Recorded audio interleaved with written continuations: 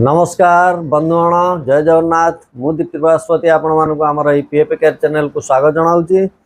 आमर ये PF care channel माध्यम आपण मैंने उभय हिंदी और ओडिया भाषा रे पेट्स रिलेटेड विशेष तथ्य गुड़िक पाई आसुँच। आपण मैंने यही पेट्स रिलेटेड विशेष तथ्य गुड़िक पाइबापी आम सहित जोड़ी रुहतु और आमर चैनल टी सब्सक्राइब कर बेल आइकन टी दबाई दिंतु। आपण मानक विशेष अनुरोध आपण माने वीडियोटी को विदाउट स्किपिंग शेष पर्यंत देखंतु एवं भल लगिले किंबा आपन जदि लाभदायक मन हुए तेबे आपण या को लाइक शेयर करिया पे आदौ हेजिटेट फील करंतु नाही। तेबे आसंतु वीडियोटी आरंभ करिबा। आजिर विषय वस्तु हला डॉगी मानकर स्किन एलर्जी रो उपचार।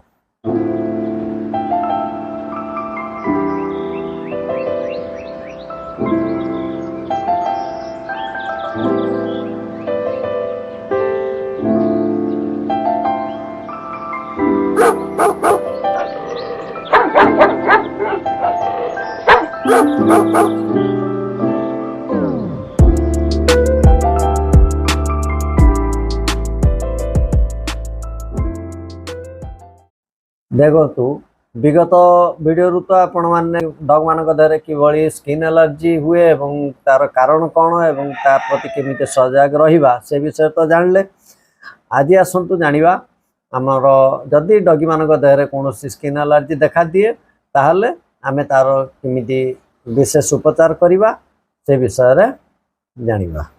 एटी गोटे कथा कहि रखुची आमे जो पेट्स रिलेटेड विषय वस्तु गुड़िक जो आनी आपन को प्रस्तुत करूचु से गुड़िक केवल मात्र आमर जहाँ विगत 25-26 वर्षर जहाँ अभिज्ञता मात्र आपन सुविधा और आपन पारिपार्श्विक अवस्था को नहीं आपन किभली को फॉलो करेंगे ताहा संपूर्ण आपन ऊपर निर्भर। किंतु आपन को विशेष भाव में अनुरोध करी आपन सदा सर्वदा कौन सी भी पेट रिलेटेड कौन सी भी समस्या जदि देखा दूची आपण डॉग देहरे तेबे आपण निहाती भावे आपण निकटस्थ भीएस परामर्श नियंतु एवं तांको सहित जोगाजोग रुहंतु। आमर यही प्रस्तुति गुड़िक आपण मानकर इमरजेंसी एवं आमर अभिज्ञता उपर ही केवल जहाँ परिवेशित एवं आमे जो मेडिसिन गुड़िक कहूँ किंबा तार जो डोज विषय कहूँ से गुड़िक एकदम नॉर्मल डोज तार साइड इफेक्ट ऊपर भी आपन को अवगत कराऊँ।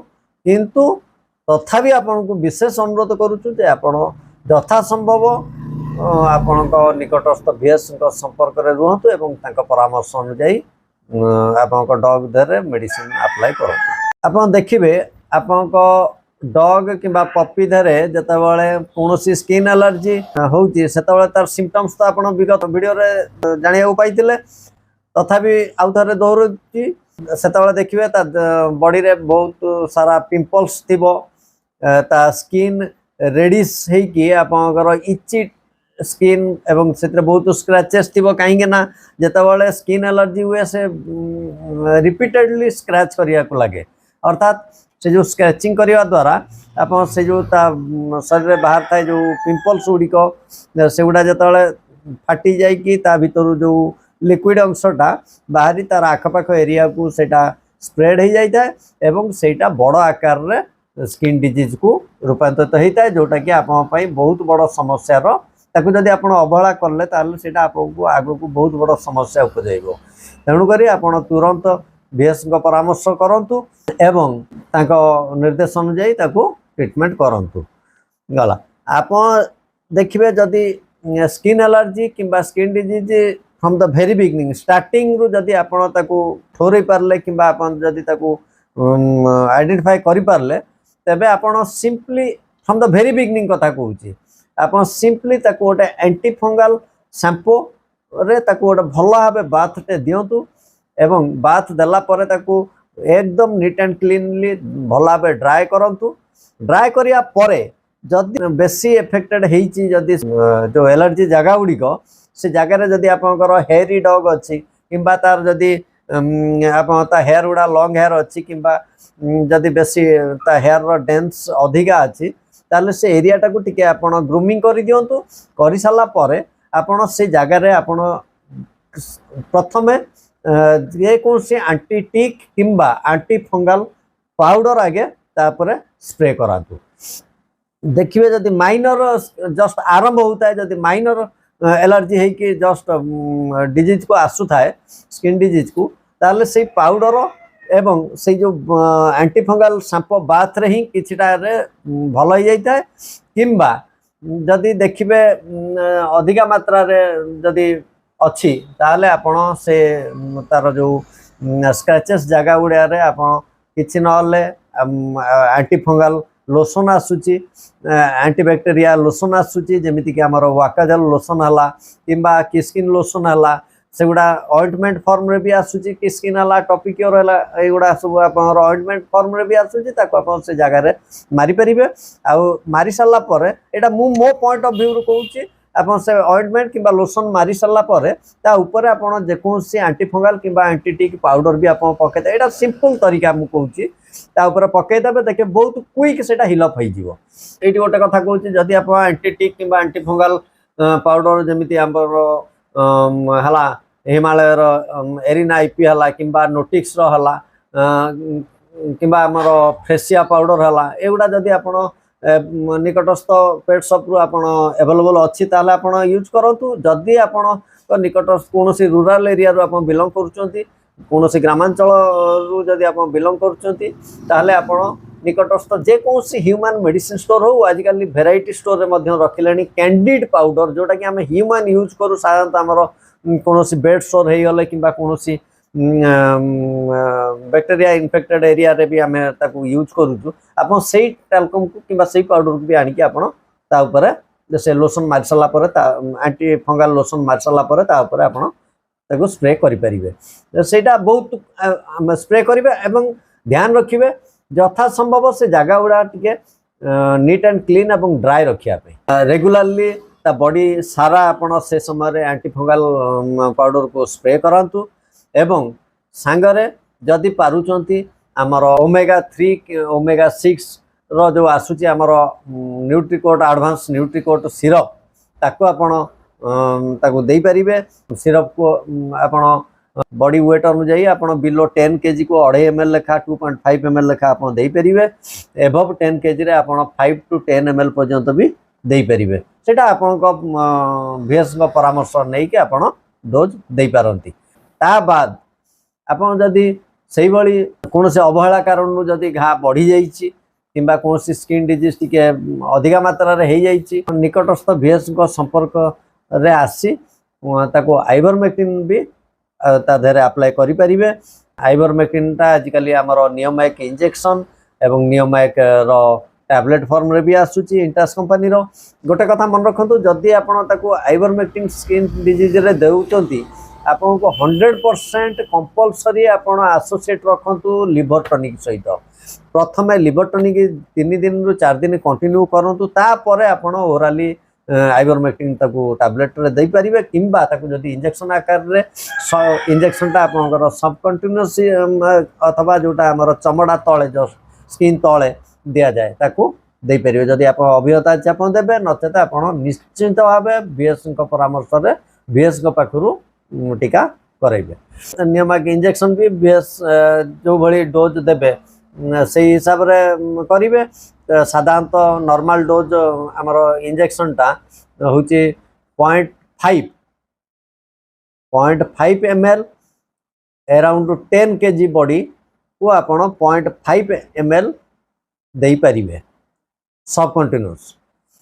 आउ एबव जदि 18 to 20 kg अराउंड अच्छी आप डॉग ताले आप 1 ml भी दे पारिबे। वीकली वंस सप्ताह को थरे देबे। आप 3 ରୁ 4 सप्ताह देला बेलू को आपंकर 70-80% स्किन एलर्जी आपंकर क्लीयर हो आसो। आ जदि टैबलेट फॉर्म में दौरान तर नियम एक टैबलेट जो आसूची 10 mg रो आसूची ताको आपण 0.2 ରୁ 0.6 mg पर्यंत आपण बिलो 10 kg दे परिबे। अर्थात आम तो 10 mg रो टैबलेट टा आमर मानिकी चलतु डॉग आमर 8 to 10 kg अराउंड अच्छी आपण गोटे टैबलेट रो हाफ पर्सन ताको दे परिबे weekly once with liver tonic compulsory. Without liver tonic आपण आइवरमेक्टिन आदौ दियंतु नाही। आपण बीएस को परामर्श निहाती जरूरी। एबव 15 kg रु ऊर्ध अच्छी आपण डॉग आपण फुल 1 टैबलेट दे परिबे ओराली से भी आपण लिवर टॉनिक सहित एसोसिएट करी रखिबे एवं ताकू वीकली वंस ताकू देबे। जदि बड़ ब्रीड आपणर निहाती 30 to 40 kg अराउंड अच्छी डॉग ताहले आपण 3 to 4 days इंटरवल रे भी गोटे टैबलेट आपण दे परिबे according to your VS consultancy. तो ए ट्रीटमेंट रहा द्वारा देखिए निहाती बहुत क्विक आपण रिकवरी हो जिवो। जो गुड़ा आपण देखिए साधारणतः स्ट्रे डॉग गुड़ा किंबा जो गुड़ा एग्रेसिव डॉग अच्छी जो गुड़ा को आम धरिकी तादरे लोशन मारिबा टैबलेट फॉर्म रे देबा जदि संभव हो पारुनी साधारणतः स्ट्रे डॉग गुड़ा जदि धरिबा आपण से बेले जदि पेट लवर थांते आपण आमे तो साधारणतः देखिले हमको खराब लगे एमती से रोग रु रिकवरी हम आम निजक भी टे चिंतित हो पड़ू। तेणु से समय धरिबा जदि संभव न हुए किंबा जदि गोटे एग्रेसिव डॉग अच्छी आपण ताकू स्प्रे आकार रे भी आसुची टॉपिक्योर रो डीमॉग रो स्प्रे भी आसुची ताकू भी आपण दूरेकी से जगह रे स्प्रे भी मध्य करि परिबे। ता सहित आपण तांकर विशेष खाद्यपेय रो भी ध्यान रखंतु। आपको विगत एपिसोड रे आपको कही जे केमिति 3टा जिनस ताको लाइफ टाइम मना जमिति मीठा लुण एवं स्पाइसी जिनस जोटा कि मसला युक्त खाद्य एगुड़ा केमिति अवॉइड करेंगे। आपण ए सब प्रति ध्यान दिंतु एवं ताको नीट एंड क्लीन रखंतु। विशेषकर आमर ये वर्षा ऋतु चलती से आपण ताको टिके ड्राए रखंतु नीट एंड क्लीन ता रहिबा जागाटा भी रखंतु ताको भी रखंतु रेगुलरली ता बॉडी रे आपण एंटी टिक एंटी फंगल पाउडर भी स्प्रे करंतु कहीं ना ए सीजन रे टिक बाइट जो भी स्किन एलर्जी हम। तेणुक आपण ए सब प्रति सजग रुहतु। निश्चित भाव आप डॉगी सुस्थ रहिबो निरोग रहिबो आपण भी खुश रहिबे। हाँ ये गोटे कथा कही रखुची जदि आपणकर आइवरमेक्टिन अप्लाई करूचंती इंजेक्शन किंबा टैबलेट फॉर्म ओराली जदि दौरान तार किछिटा साइड इफेक्ट अच्छी कहीं आइवरमेक्टिन आपणकर डिहाइड्रेशन रो मुख्य लक्षण।